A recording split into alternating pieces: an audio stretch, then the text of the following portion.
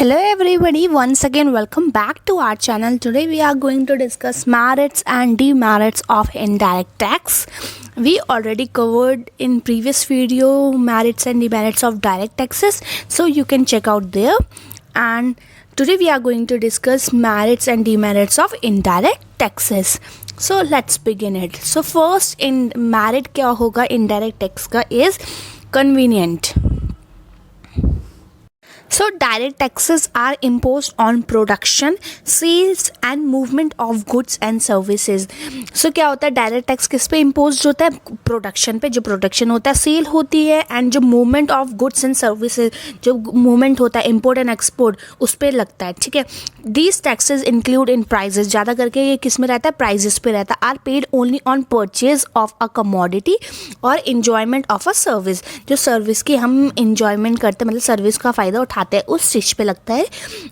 उसके प्राइजेस पे ये टैक्स लगते हैं, indirect tax. Alright.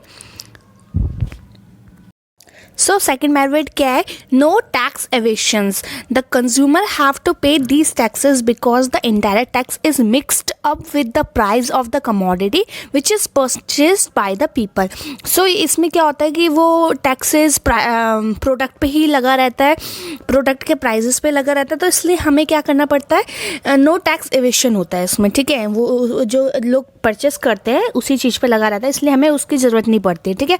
Moving to the next is equitable. The luxurious are generally taxed at a high rate.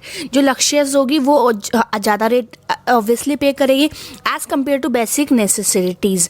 Therefore indirect taxes are made more equitable by imposing an article consumed by the rich. Rich होंगे तो ज़्यादा पे करेंगे, poor होंगे तो कम पे करेंगे, है ना. जैसी चीज़ें वो यूज़ करेंगे.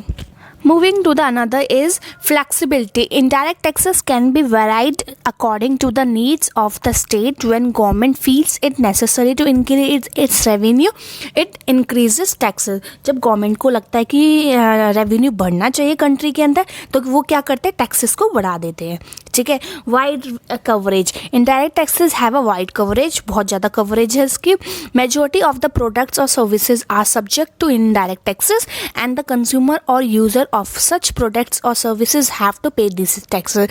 जिसको जो प्रोडक्ट यूज़ करेगा, जो सर्विसेज यूज़ करेगा, मोस्ट ऑफ द चीज़ें लोग सारे प्रोडक्ट्स को यूज़ करते हैं, तो इसकी वाइड कवरेज है, उसमें वो इनडायरेक्ट टैक्स पे ही करते हैं. ठीक है. Moving to the demerits of indirect tax. Demerits क्या क्या होता है? अनसर्टेन. अनसर्टेन मतलब the state can not correctly estimate as to how much money it will receive from a tax.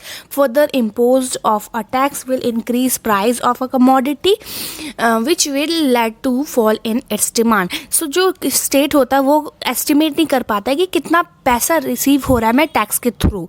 ठीक है. फर्दर इम्पोज ऑफ इन, तो क्या करता है? इंक्रीज प्राइस इंक्रीज कर देता है किसी भी कमोडिटी का.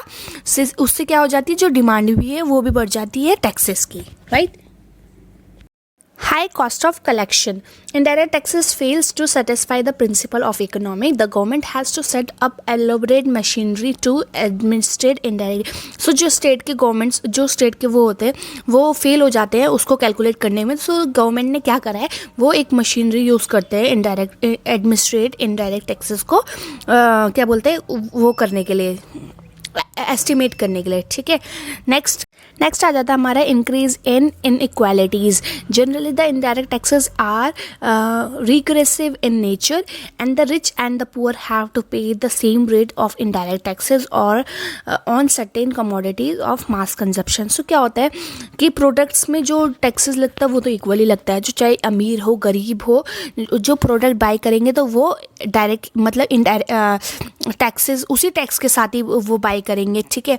इसमें ऐसा कोई नहीं भेदभाव नहीं है कि उसको कम लग रहा है इनको ज़्यादा लग रहा है. ठीक है. तो उसमें कोई वो नहीं है, डिस्क्रिमिनेशन नहीं है कि ऐसा वैसा.